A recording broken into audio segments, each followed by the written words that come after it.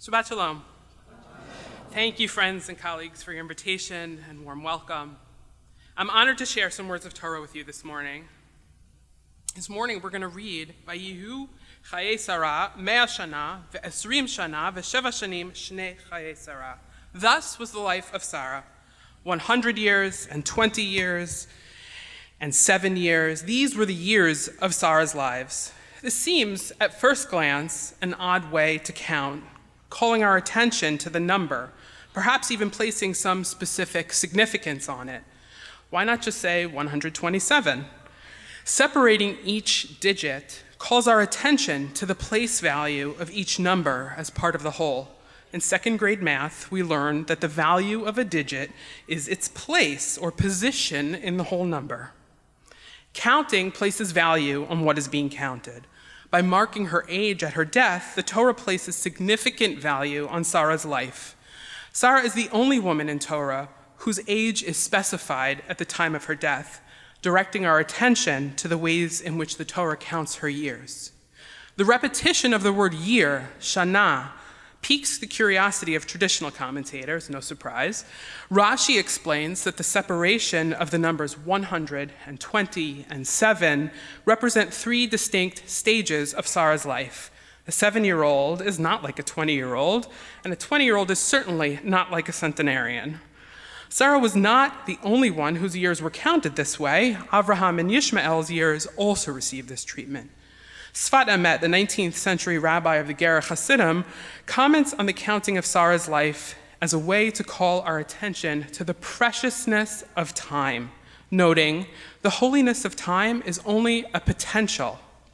Time is made holy by the way we use it, by the way we search ever anew for holiness in the days and years that are given to us.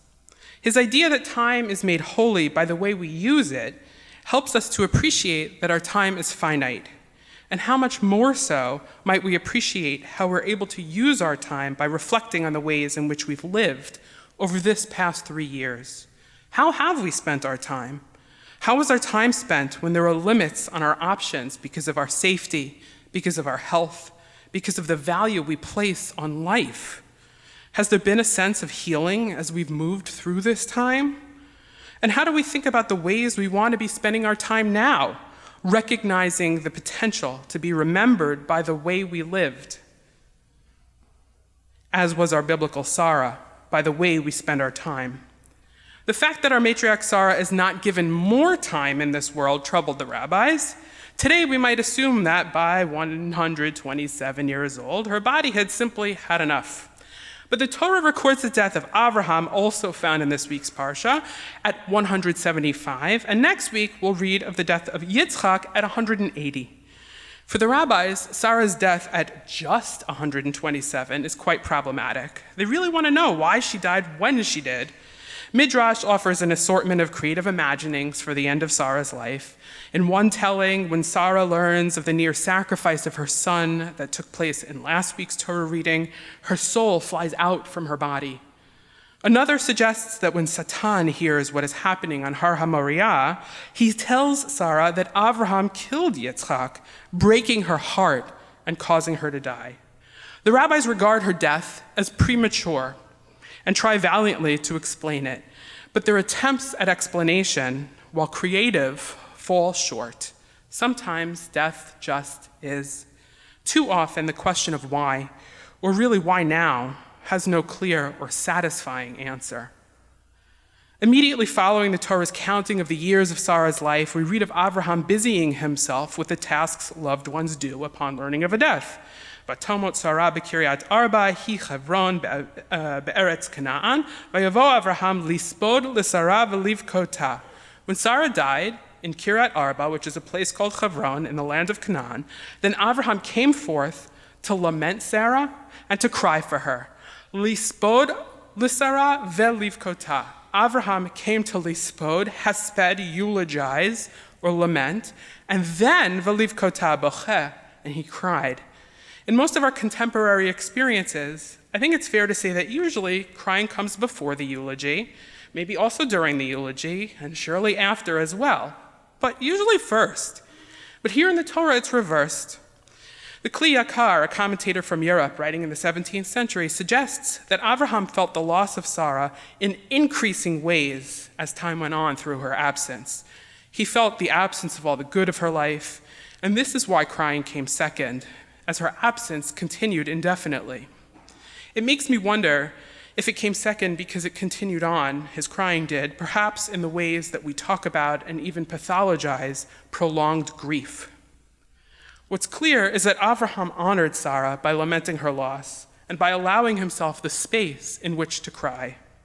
The Torah continues, then Avraham got up from above the face of his deceased. Vayakom Avraham me'al pnei meto. He got up to purchase a burial plot. The Torah devotes 18 verses to detailing the process Avraham went through to buy the cave of Machpelah. The number 18 may be a coincidence, but its value, high, it's not lost on us. The amount of space given to describing the details of this most holy task ascribes it significant value, elevating the ways in which we spend time on this work. Taking care of the business of death lifts up the sacredness of life. As this sacred community here has recognized through your participation in What Matters, caring conversations about end of life, through the work of your Chaver Kadisha. As you know well, this sacred task need not be limited to once a loved one has died, as it was in Sarah's case, taking care of the business. Anticipating our needs in death as well as in life, recognizing that our time is finite, can give our lives greater meaning. In counting the years of Sarah's life so unusually, Chayei Sarah provides us with a paradigm for how to talk about death, but also how to talk about life and grief. Toward the end of the reading, we see Yitzchak out for a walk one night, and we read of Rivka seeing Yitzchak for the first time, followed soon by Yitzchak bringing Rivka into the tent of his beloved mother Sarah after her death, where he takes Rivka as his wife. Vaye'ehaveha vayinachem Yitzchak acharei imo, and he loved her, and thus he found comfort after his mother's death.